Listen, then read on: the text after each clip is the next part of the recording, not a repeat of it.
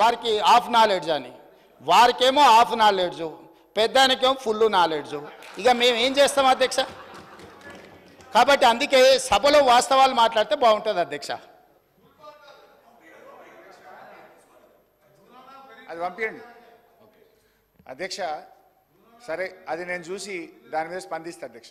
ప్రజలకైతే తెలుసు కదా అధ్యక్ష, ఈ రాష్ట్రంలో ఏ వ్యవసాయ బావి దగ్గరనైనా ఏ రైతు కన్నా మా ప్రభుత్వం మీటర్ పెట్టిందా అధ్యక్ష? మీటర్లు పెట్టినామా అధ్యక్ష? ఇవాళ ముఖ్యమంత్రి గారు నిజంగా మేము 30,000 కోట్ల అప్పు తెచ్చే అవకాశం ఉన్నా తేలేదు అని నేను చెప్పాను. 30,000 కోట్ల అప్పు మేము తెచ్చామా 0.5 FRBM చెప్పమనండి. We have not taken any single rupee on electricity reforms. ఇదే విషయం నేను చెప్పినా, దానికి నేను కట్టుబడి ఉన్నా. ఆ పేపర్ పంపండి, చదివి రేపు నేను సభలో డీటెయిల్గా దానికి సమాధానం చెప్తాను అధ్యక్ష. అధ్యక్ష, ముఖ్యంగా బీసీల విషయంలో ఈ ప్రభుత్వం ఆనాడు కామారెడ్డి డిక్లరేషన్లో 1,00,000 కోట్ల రూపాయలు బీసీలకు ఖర్చు పెట్టాం 5 ఏళ్లలో అని చెప్పారు. అంటే 1,00,000 కోట్లు అంటే సంవత్సరానికి 20,000 కోట్లు బడ్జెట్లో పెట్టాలి. కానీ గౌరవనీయులు ఆర్థిక శాఖ మంత్రి గారు ఈ బడ్జెట్లో కేవలం 9,000 కోట్లు మాత్రమే పెట్టారు. అది ఎట్లా ఖర్చు పెట్టారు, మరి ఆ 1,00,000 కోట్లు ఎట్లా నింపుతారో కూడా వారు చెప్పాలి అధ్యక్ష. అధ్యక్ష, ముఖ్యంగా చేనేత కార్మికులు, నేను పేదల గురించి, బీసీల గురించి మాట్లాడుతున్నా, దళితుల గురించి, మైనార్టీల గురించి.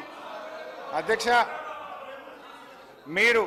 మీరు అధికారంలోకి వచ్చిన తర్వాత చేనేత కార్మికుల నోటికాడ బుక్ ఎత్తగొట్టారు. 14 మంది చేనేత కార్మికులు ఆత్మహత్య చేసుకున్నారు. దయచేసి రివ్యూ చేయండి, చేనేత కార్మికులకు ఆర్డర్లు ఇవ్వండి, వాళ్ళ బకాయిలు ఇవ్వండి, వాళ్ళ ఆత్మహత్యల్ని నివారించాలని మీ ద్వారా ప్రభుత్వాన్ని నేను కోరుతా ఉన్నాను. ఎందుకంటే వాళ్ళు రోడ్లెక్కి ధర్నాలు చేస్తున్నారు, బంద్ కాలిస్తున్నారు. తొందరగా నిర్ణయం తీసుకోండి అధ్యక్ష. ఎంబీసీ కులాలకు ప్రత్యేక మంత్రిత్వ శాఖ పెట్టామన్నారు, ఆ ఊస రాలేదు. మైనార్టీల కోసం हमारे मुसलमान भाइयों के लिए, बहनों के लिए ये लोग वादा करे 4,000 करोड़ बजट में रखते बोल के बोले, लेकिन सिर्फ 3,000 करोड़ रुपए रखे हैं। ये सरकार बड़े भाई के रास्ते में छोटे भाई चल रहा साहब। वहां बड़े भाई के पास या कोई एमपी मुसलमान नहीं है, कोई मिनिस्टर मुसलमान नहीं है, या अपने राज्य में भी ये बड़े भाई के गवर्नमेंट में एक मुसलमान के एमएलए नहीं है, एक मुसलमान के एमएलसी नहीं है। ये हुकूमत में कम से कम मुसलमानों को मिनिस्टर भी नहीं दिया है। ये मैं पूछना चाहता हूं, उन लोगों के वोटों से आप हुकूमत बनाना चाहते, लेकिन माइनॉरिटीज को हुकूमत में जगह न क्यों नहीं मिलता बोल के मैं ये सरकार से पूछना चाहता हूं। इमाम मौजम साहब लोगों को 10,000 रुपए देते बोले, अभी तक वो भी अमल नहीं हुआ। माइनॉरिटी सप्लान के लिए 1,000 करोड़ रुपए देते बोले, वो भी बजट में नहीं दिया हुआ है। సో మైనార్టీలకు దయచేసి న్యాయం చేయాలని చెప్పి కూడా నేను కోరుతా ఉన్నా అధ్యక్ష. ఇకపోతే ఈరోజు నేను అన్ని పేజీలు తిప్పేస్తున్నా సార్, మీరు టైం ఇస్తలేరని వదిలేస్తున్నా చాలా విషయాలు అధ్యక్ష. ఇక నిరుద్యోగుల విషయంలో నేను ఒకటే కోరుతా ఉన్నా అధ్యక్ష. బడ్జెట్లో 2 లక్షల ఉద్యోగాలు కదా, ఇప్పుడు ఏడాదిలోగా 2 లక్షల మందికి ఉద్యోగాలు ఇస్తామన్నారు. దానికి అనుగుణంగా ఏమైనా బడ్జెట్లో నిధులు పెట్టారా అని చూశాను, కానీ కొత్త ఉద్యోగాలకు బడ్జెట్లో ఎటువంటి కేటాయింపులు లేవు. ఉద్యోగులకు పెండింగ్లో ఉన్న 5 డిఏల గురించి కేటాయింపులు లేవు. ఉద్యోగుల కొత్త పీఆర్సీకి అనుగుణంగా కేటాయింపులు లేవు. ఇటు నిరుద్యోగులకు అటు ఉద్యోగులకు అన్యాయం చేస్తూ ఉన్నారు. నేను గౌరవనీయ ముఖ్యమంత్రి గారిని, సభానాయకుడిని కోరుతా ఉన్నా, ఆ రోజు మీరు ఇచ్చిన హామీలే. గ్రూప్ 2 గ్రూప్ 3కి పోస్టులు పెంచుతామన్నారు, పెంచండి. మీరు మాట్లాడితే లీగల్ సమస్య వస్తుంది అంటున్నారు. గతంలో ఇదే సభలో వైఎస్ రాజశేఖర రెడ్డి గారి ప్రభుత్వంలో పోస్టులు పెంచారు, సమస్య రాలేదు. విభజించబడ్డ ఆంధ్రప్రదేశ్లో జగన్మోహన్ రెడ్డి గారు గ్రూప్ 2లో పోస్టులు పెంచారు, లీగల్ సమస్య రాలేదు. మీరిచ్చిన హామీ మీరు నిలబెట్టుకోండి. బట్టి గారు ఇక్కడ నిలబడి గ్రూప్ 1కు 1:100కు అవకాశం ఇవ్వాలని గౌరవనీయులు బట్టి గారు ఈ సభలో అడిగారు, కానీ అక్కడ కూర్చోగానే మారిపోయినట్టు కనబడతా ఉంది. దానికి కూడా లీగల్ సమస్య రాదు. గతంలో వైఎస్ రాజశేఖర రెడ్డి గారు 1:100 చేశారు, ఎటువంటి లీగల్ సమస్య లేకుండా ఆ అవకాశం ఇవ్వడం జరిగింది. బేసిజాలకు పోకుండా దయచేసి నిరుద్యోగులకు ఇచ్చిన మాటను నిలుపుకొని అమలు చేయాలని చెప్పి నేను మీ ద్వారా వారిని కోరుతున్నా. నిరుద్యోగులకు 4,000 భృతి పోయినసారి అడిగితే బట్టి గారు ఇదే సభలో మేము అటువంటి హామీ ఇవ్వలేదని అన్నారు. దయచేసి చూసుకొని ఆ నిరుద్యోగులకు భృతి ఎప్పటి నుంచి ఇస్తారో మీరు బడ్జెట్లో కేటాయింపులు లేవు, దాని గురించి కూడా చెప్పాలని కోరుతున్నా. హైదరాబాద్లో అభివృద్ధి జరగలేదన్నారు, చెప్తే దానికి ఒక 10 పేజీలు ఉన్నది, కానీ టైం లేదు. మళ్ళీ నెక్స్ట్ మేము లాస్ట్లో దాంట్లో మాట్లాడతాం. కానీ హైదరాబాద్లో మేము చేసిన అభివృద్ధి వల్లనే హైదరాబాద్ ప్రజలు నిండుగా మమ్మల్ని అన్ని రకాలుగా ఆశీర్వదించిన విషయాన్ని గుర్తుపెట్టుకోండి అధ్యక్ష. ఎందుకు చంద్రబాబు నాయుడు చెప్పలేదా మొన్న మొన్న ముఖ్యమంత్రిగా ప్రమాణ స్వీకారం చేసి ఎన్టీఆర్ ట్రస్ట్ భవన్లో మాట్లాడుతూ నేను అభివృద్ధి చేసిన, నా తర్వాత వచ్చిన కేసీఆర్ గారి ప్రభుత్వం హైదరాబాద్ను బాగా అభివృద్ధి చేసిందని చంద్రబాబు నాయుడు వీరి గురువు అన్నదేమో సహచరుడు, వీరి సహచరుడు కూడా చెప్పింది కదా అధ్యక్ష. ఇకపోతే 8 నెలల కాంగ్రెస్ పాలన చూసిన తర్వాత ఒకటి అనిపించింది అధ్యక్ష, నమ్మి నానబోస్తే పుచ్చి బుర్రలైనట్లున్నది అధ్యక్ష వీళ్ళ పాలన. కేంద్ర బడ్జెట్లో తెలంగాణకు అన్యాయం జరిగింది, రాష్ట్ర బడ్జెట్లో చూస్తే అభయహస్తం కాస్త శూన్యహస్తంగా మారింది అధ్యక్ష. వాస్తవిక అంచనాలతో రూపొందించిన బడ్జెట్ అని మంత్రి గారు చెప్పినా బడ్జెట్కు వాస్తవికతకు చాలా దూరం ఉంది అధ్యక్ష. ఇది ప్రజల బాగోగులు కేంద్రంగా తయారైన బడ్జెట్ కాదు, రాజకీయం ఎక్కువ, ప్రజల కోణం తక్కువ. 6 గ్యారంటీలకు అనుగుణంగా హామీలు కనబడలేదు అధ్యక్ష. బడ్జెట్ ప్రసంగంలో బట్టిగా చెప్పినట్టు సంపద వల్ల సమర్థత రాదు కానీ సమర్థత వల్ల సంపద వస్తుంది అనే విషయాన్ని వారు గుర్తుపెట్టుకోవాలి. ఈ ప్రభుత్వానికి సమర్థత లేదు, వాస్తవిక అంచనాలు లేవు, అందుకే ఆశించిన సంపద రావడం లేదు.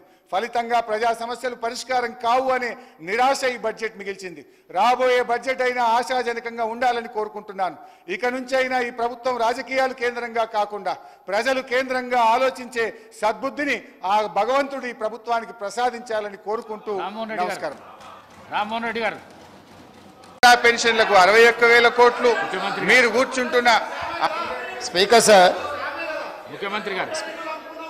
స్పీకర్ సార్, అర్థవంతమైన చర్చకు మాకు ఎప్పుడు అభ్యంతరం లేదు, కానీ అబద్ధాల ప్రాతిపదికన ప్రజలు శిక్షించిన తర్వాత కూడా ఇంకా ఇదే ఊకదంపుడు ఉపన్యాసాలతోని ప్రజల్ని మభ్యపెట్టాలని చూస్తే ప్రజలేమో అమాయకులు కాదు సార్. ఎందుకంటే అసెంబ్లీ ఎన్నికలలో లెక్క తేల్చారు, ఆ లెక్కతో సరిపోక ఇట్లనే మొదటి శాసనసభ సమావేశాలలో తొండి లెక్కలు అన్నీ చెప్తే పార్లమెంట్లో గుండు సున్నిచ్చారు. అయినా కూడా ఆలోచన మారలేదు, విధానము మారలేదు. ఔటర్ రింగ్ రోడ్డు 159 కిలోమీటర్లు ఆనాడు కాంగ్రెస్ పార్టీ అద్భుతంగా ప్రపంచానికే ఆదర్శంగా ఉండే ఔటర్ రింగ్ రోడ్డును నిర్మిస్తే లక్షల కోట్ల రూపాయల విలువైన ఔటర్ రింగ్ రోడ్డును పల్లి బఠానీలకు అమ్ముకున్నట్టు 7,000 కోట్ల రూపాయలకు అమ్మి తెగనమ్మి గొర్రెల పథకము ఎన్ని గొర్రెలు ఇచ్చిండ్రో ఎన్ని గొర్రెలు ఉన్నాయో ఇవాళ మొత్తం లెక్కలు తేలినాయి. గొర్రెల మీద ఏసీ బోళ్ళు ఊరికి అట్లా మీద ఇట్లా తడిమి చూస్తే ఆల్రెడీ 700 కోట్లు గొర్రెల పేరు మీద దిగమింగినరని చెప్పి ఈరోజు రిపోర్ట్స్ వచ్చినాయి. కేసీఆర్ కిట్టులో ఏం అవినీతి జరిగిందో వారు కోరుకుంటే విచారణకి ఇద్దాం, దాని మీద కూడా పోదాం. ఇదే కాకుండా గొప్ప పథకం అని చెప్పిన బతుకమ్మ చీరలలో జరిగిన అవినీతి మీద కూడా బతుకమ్మ చీరలు చేనేత కార్మికులకు పని కల్పిస్తున్నాం అని చెప్పి సూరత్ వెళ్ళి కిలోల కింద చీరలు తీసుకొచ్చి ఆడబిడ్డల్ని మభ్య పెడితే ఆడబిడ్డలే బయటకు వచ్చి తగులబెట్టిర్రు. అవి ఏడగడుతురు, వ్యవసాయ పొలాలలో పిట్టలను బెదిరించడానికి బతుకమ్మ చీరలు కడుతున్నారు. ఆడబిడ్డలు ఎవరు కట్టుకోలే అధ్యక్ష. అంటే బతుకమ్మ ఒక సెంటిమెంట్ తెలంగాణ ఆడబిడ్డలకు, ఆ సెంటిమెంట్ను కూడా దోపిడీకే ఉపయోగించుకున్నారు. గొర్రెలు మా యాదవ్ సోదరులు అమాయకులు, మంచోళ్ళు, నమ్మితే ప్రాణం ఇచ్చేటోళ్ళు. మా కుర్మ యాదవ్ సోదరులను అడ్డం పెట్టుకొని 100,000 కోట్ల రూపాయలు కొల్లగొట్టి మింగుతే ఇవాళ వాళ్ళ పంపకాలలో పంచాయతీలు వస్తే పోలీస్ స్టేషన్లో వాళ్ళే ఫిర్యాదు చేసుకుంటే ఆ కేసు ఏసీబీ విచారణకు తీసుకుంటే ఇవాళ ఇప్పటికే మీదనే 700 కోట్ల రూపాయలు వచ్చినాయన్నారు. ఇప్పుడు ఈడోళ్ళు వచ్చి కూర్చున్నారు. అదేవిధంగా మొన్నటి వరకు పదే పదే మమ్మల్ని సవాళ్ళు విసిరిండ్రు. ఏమని? అసలు కాళేశ్వరం మీద మేము పెట్టిందే 80,000 కోట్లు, కాళేశ్వరం ప్రాజెక్టే 80,000 కోట్లు అయితే 1,00,000 కోట్ల రూపాయల అవినీతి ఎట్లా జరిగింది? రాహుల్ గాంధీ గారు లీడర్ కాదు రీడరు అని ఇట్లాంటి మాటలు వీళ్ళే మాట్లాడారు. ఇప్పుడేమంటుండు? ఇప్పటి వరకు మేము 94,000 కోట్ల రూపాయలు కాళేశ్వరం ఖర్చు పెట్టినామంటున్నాడు. నిన్నటికి నిన్న పోయి చూసిర్రు ఎట్లా కూలిందో, ఇంకేమైనా మిగిలిందా లేదా అని. ఇవాళ ఇన్ని తప్పిదాలు చేసి ఉన్నాయని నమ్మి రంగారెడ్డి జిల్లాలో తమ రంగారెడ్డి జిల్లా నుంచి రిప్రజెంట్ చేస్తున్నారు అధ్యక్ష. మా మల్రెడ్డి రంగారెడ్డి గారు ఎప్పుడు మొత్తుకుంటుంటారు, అన్నీ మా భూములు అమ్ముకున్నారు, కనీసం మాకు రోడ్లు కూడా వేయలేదు, మా డ్రైనేజ్కి కనీసం మురికి కాలువలు కట్టుకోనికి కూడా నిధులు ఇవ్వలేదు, మా కాలేజీలు కూడా కట్టుకోవడానికి నిధులు ఇవ్వలేదని మా మల్రెడ్డి రంగారెడ్డి గారు అంటుంటారు. ఎన్ని వేల కోట్ల రూపాయల భూములు అమ్మినరో ఇవాళ లెక్క తీద్దాం అధ్యక్ష. ఇవాళ అప్పుల లెక్క ఏదైతే చెప్తుండో అమ్ముకున్న లెక్కలు చెప్తలేడు. ఇవాళ మేము ఇది కట్టినాం, మేము అది కట్టినాం, ఈ కట్టడాలు చెప్తున్నాం. అమ్ముకున్న లెక్కలు కూడా తెలవాలి కదా అధ్యక్ష. మనకి తాతలు ముత్తాతలు ఆర్నమెంట్స్ ఇస్తారు, ఆస్తులు ఇస్తారు, బంగారం ఇస్తారు. మనకి ఇంట్లో ఆడబిడ్డలకు ఉండనీక అని చెప్పి బంగారం ఆభరణాలు ఇస్తారు.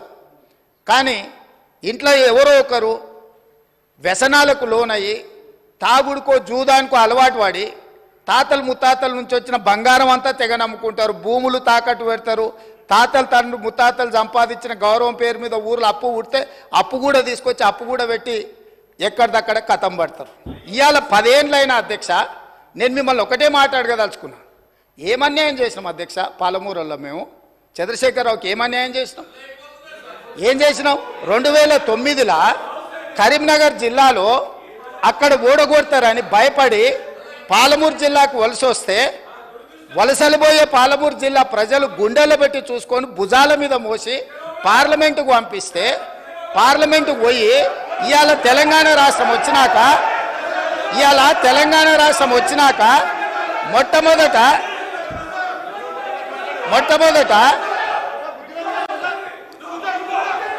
కూర్చోండి.